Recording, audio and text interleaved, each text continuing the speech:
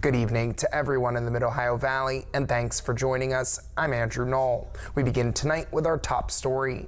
There were multiple reports of downed trees and high water after this evening's storm.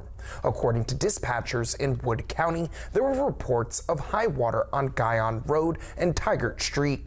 Stoplights in downtown Parkersburg also went out temporarily. There was also flooding reported on 21st Street in Vienna.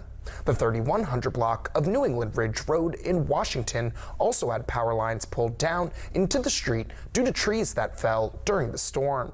Over in Washington County, dispatchers say there were many reports of downed trees, but no property damage. According to our meteorologist Jason Livia, well over an inch of rain fell across the region today.